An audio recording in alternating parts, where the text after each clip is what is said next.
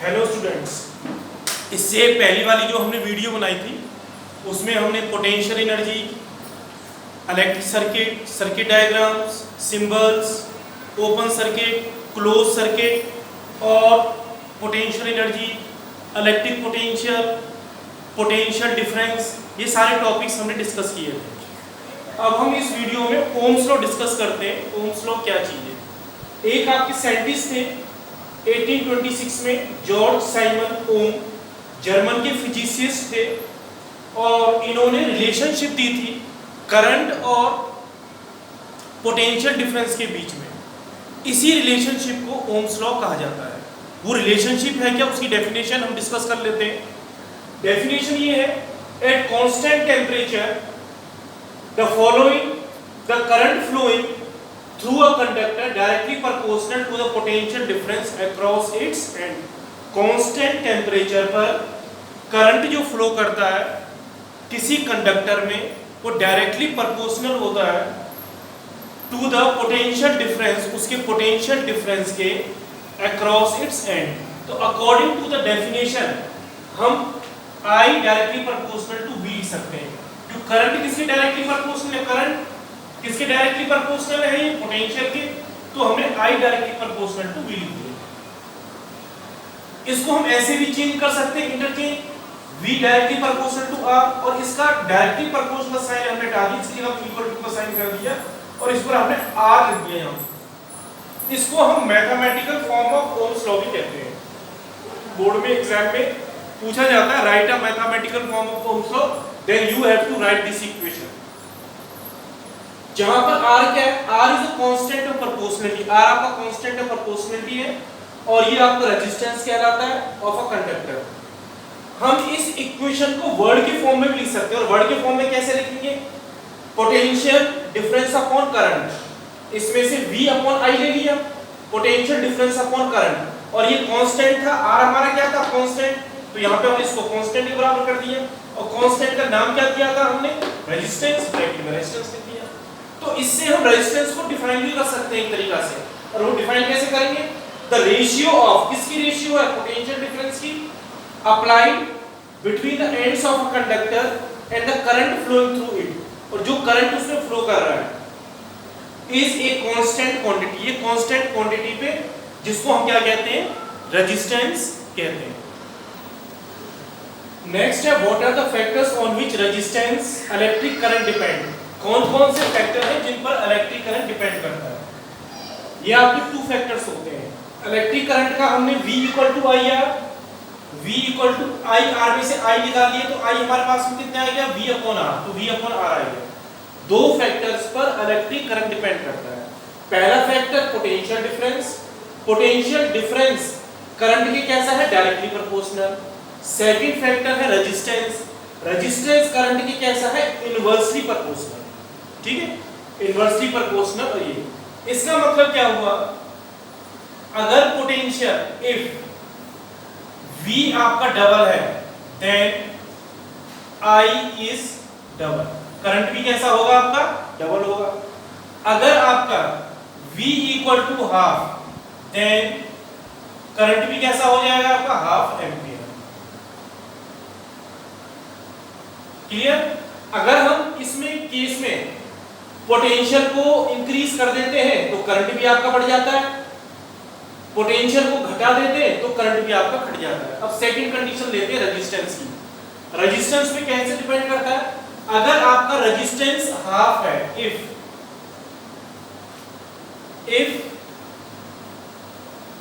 R is equal to double, R हमने double ले लिया, देन I कैसा हो जाएगा, हाफ हो जाएगा। कैसा हो जाएगा, I आपका आधा।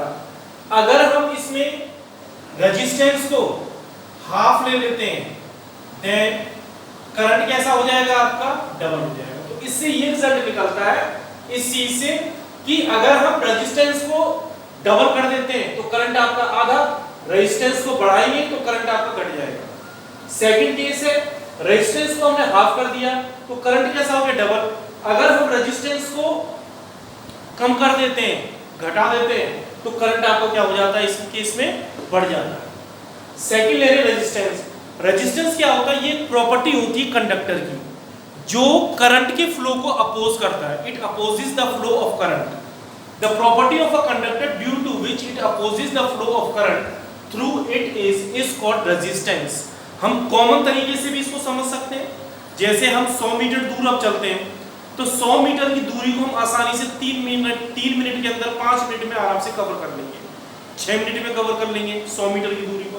लेकिन उसी 100 मीटर की दूर में अगर पानी भर दिया जाता है और पानी आपकी बॉडी से आधा ऊपर लेवल हो जाता है और आपसे बोले भी 100 मीटर चलो, पहले जब पानी नहीं था तो आप उसको आसानी से 5 मिनट 6 मिनट में कवर कर रहे थे। अब उसी लेवल में आपने पानी भर दिया है बॉडी के आधे लेवल से ऊपर तक, तो उसी को कवर करने में 100 मीटर को शायद आपको आधा घंटा भी लग सकता है, 1 घंटा भी लग सकता है या 1.5 घंटा भी लग सकता है। तो पानी ने क्या किया? आपकी स्पीड को कम कर दिया। सेम काम रेजिस्टेंस का होता है कि रेजिस्टेंस किसी भी कंडक्टर में करंट के फ्लो को अपोज करता है, उसको रोकने की कोशिश करता है। तो रेजिस्टेंस का फॉर्मूला V/R निकाल दिया हमने। इसकी SI यूनिट आपकी ओम होती है और इस रेजिस्टेंस को ओम के हिसाब से हम इसको ऐसे भी लिख सकते हैं 1 ओम इक्वल टू वोल्ट, वोल्ट की यूनिट वोल्ट, करंट की यूनिट एम्पियर, 1 ओम इक्वल टू वोल्ट पर एम्पियर हो गया। अगर डिफाइंड 1 ओम है तो 1 ओम को डिफाइन कैसे करेंगे? 1 ohm is equal to 1 volt upon 1 ampere. 1 ohm is that resistance offered by the wire carrying 1 ampere of current when 1 volt is applied across its end. दोबारा से देखो, 1 ohm is that resistance. 1 ohm क्या है? आपका resistance है। किसके द्वारा offered हो रहा है? Offered by wire. किसमें ऑफर्ड हुआ? वायर में। वायर जब क्या कर रहा है? 1 एम्पियर का करंट कैरी कर रहा है। जब उसमें हम 1 वोल्ट पोटेंशियल अप्लाई करते हैं उसके अक्रॉस एंड्स में। Now bigger units of resistance, जो रेजिस्टेंस की बिगर यूनिट होती है, 1 किलोवाट को हम सिंबल उसका kW होता है। 1 किलोवाट के अंदर आपके 10 की पावर 3 ओम होते हैं, ठीक है।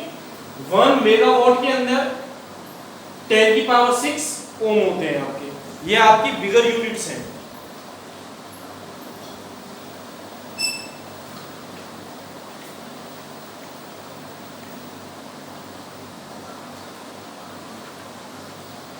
ठीक है, ये आपकी कैसी है? बिगर यूनिट्स हैं। इसको हम किलो ओम लिखते हैं, आपको वॉट नहीं होगा, किलो ओम होगा।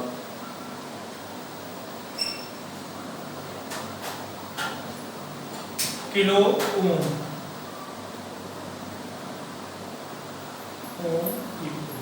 ठीक है।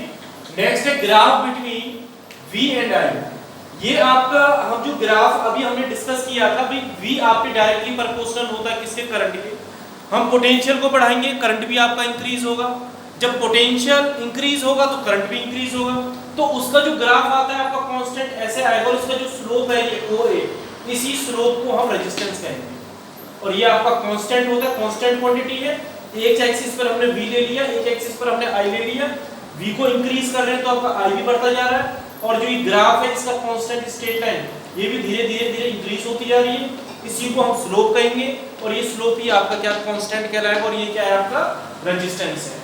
अब हम एक एक्टिविटी परफॉर्म करते हैं और इस एक्टिविटी में ये शो करेंगे कि जो वेरीफाई की पोटेंशियल बढ़ने पर करंट आपका कैसे बढ़ता है।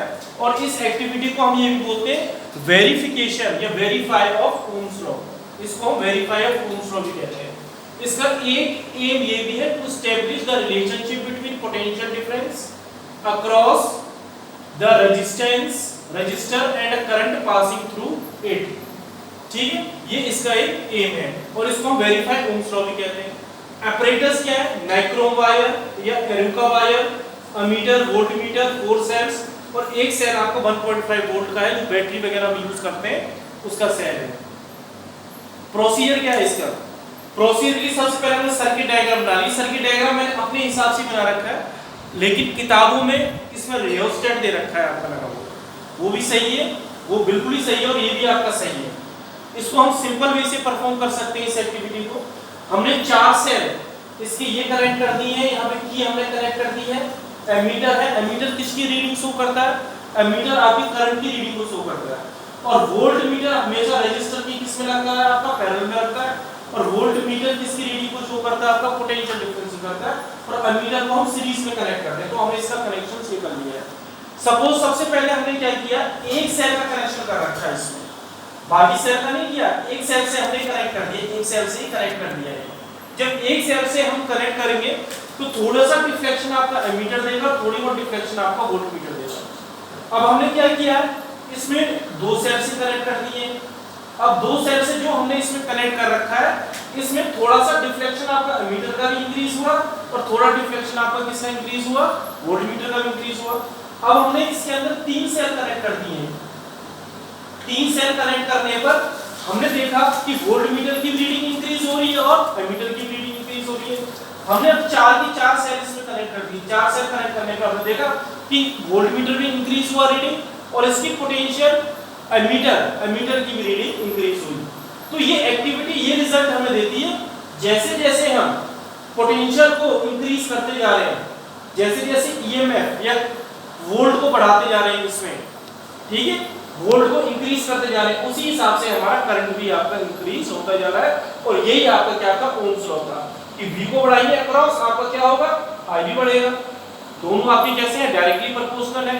हम करंट को इंक्रीज करेंगे तो आपका V भी बढ़ेगा। तो ये आपकी एक्टिविटी, ये रिजल्ट शो करती है। अभी हमने एक्टिविटी डिस्कस की थी, तो उसमें हमने 3 सेल लगा दिए, फिर 4 सेल लगा दिए, 2 सेल लगाए, 3 लगाए, फिर 4 सेल लगा दिए लास्ट में। और हम उसमें ये देखते गए, ये ऑब्जर्व करते गए, जैसे जैसे हम करंट को इंक्रीज करते जा रहे हैं, उसी हिसाब से पोटेंशियल डिफरेंस भी आपका इंक्रीज हो रहा है। अगर उनका आपस में हम ग्राफ बनाए V और I का, तो उसमें ग्राफ आपका कांस्टेंट आता है, वो ये आपका कांस्टेंट है, इसी को हम क्या कहते हैं, रेजिस्टेंस कहते हैं।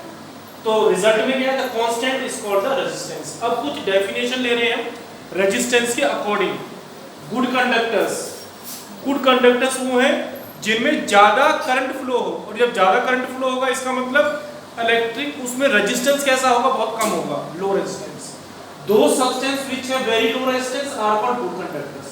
सिल्वर, कॉपर, एल्युमिनियम, ये सारे आपके गुड कंडक्टर्स होते हैं, लेकिन सिल्वर आपका सबसे बेस्ट कंडक्टर होता है, उसके अंदर करंट आपका ज्यादा फ्लो होता है।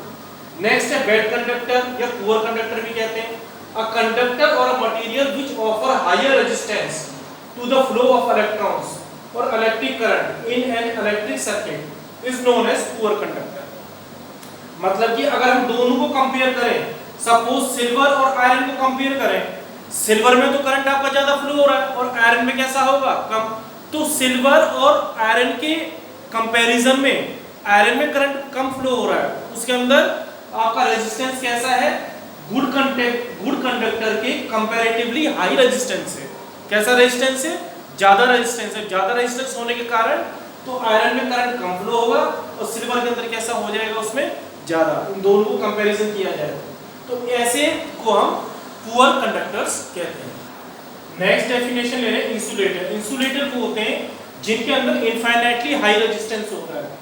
जब हाई रेजिस्टेंस है तो उसके अंदर करंट आपका फ्लो नहीं होगा, जैसे प्लास्टिक है, रबड़ है, ये सारे आपके इंसुलेटर्स में आ जाते हैं। रजिस्टर आपका वो कंपोनेंट होता है या डिवाइस होता है जिसको हम सर्किट में लगा देते हैं, ठीक है, और वो आपके इलेक्ट्रॉन्स के फ्लो को अपोज करता है। मतलब एक तरीका का रेजिस्टेंस ही कह सकते हैं, लेकिन इसको हम अलग से फिट कर देते हैं रेजिस्टेंस को। जैसे आपने देखा होगा, इसमें कुछ सर्किट होता है, सर्किट में एक ऐसा होता है, कार में रेजिस्टेंस होते हैं, एक्चुअली में आप 12th क्लास में पढ़ोगे इनको जाके, ऐसे लगे रहते हैं इसमें, इस टाइप से, बहुत पतले छोटे, यहाँ पे तार होता है, ये तार होता है, और यहाँ पे एक आपकी इस टाइप से कुछ लगे होते हैं, उसमें कलरफुल बैंड्स बने होते हैं, तो इनको हम रेजिस्टर्स कहते हैं। ये मेटालिक वायर होते हैं कंडक्टर में यूज्ड इन इलेक्ट्रिक सर्किट, तो इन्हीं को हम क्या कहते हैं, रजिस्टर कहते हैं। नेक्स्ट है वेरिएबल रेजिस्टेंस। वेरिएबल रेजिस्टेंस वो होता है जैसे किसी सर्किट में करंट आपका ज्यादा है, कम है, वो कंपोनेंट हम लगा देते हैं, जिसके कारण उस कंपोनेंट को लगाने से हमें फिर पोटेंशियल डिफरेंस को इंक्रीज डिक्रीज नहीं करना पड़ता। इस वेरिएबल रेजिस्टेंस की वजह से करंट आपका इंक्रीज डिक्रीज हो जाता है। In an electric circuit sometimes current has to be increase और decrease. A component used in electric circuit to change the electric current without changing the potential difference across the circuit is called variable resistance. अब rheostat क्या है? Rheostat आपका वो device है जिसमें हम resistance को चेंज करते हैं इलेक्ट्रिक सर्किट के अंदर। Device to change the resistance, ये डिवाइस है जो रेजिस्टेंस को चेंज करने के लिए काम यूज किया जाता है, किसके अंदर, इलेक्ट्रिक सर्किट के अंदर। तो करंट को कौन चेंज करेगा, आपका वेरिएबल्स रेजिस्टेंस, और रेजिस्टेंस को कौन चेंज करेगा, रियोस्टेट। इसलिए मैंने ये डेफिनेशंस लिख दी है, इनको थोड़ा ध्यान रखना कि ये आप लोग इनमें कंफ्यूज होते रहते हैं।